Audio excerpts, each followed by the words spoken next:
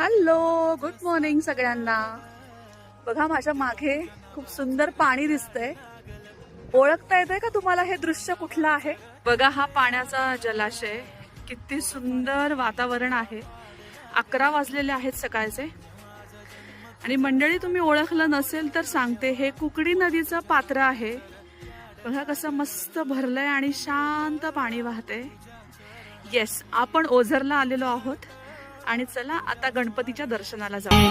नेहमी रक्षा करतोस देवा गणराया, सोबत असतो हर एक वळणाशी. हा नावात तुझ्या साऱ्या विश्वाचं ज्ञान. बाप्पा मी तुझा वाला भलता मोठा फॅन.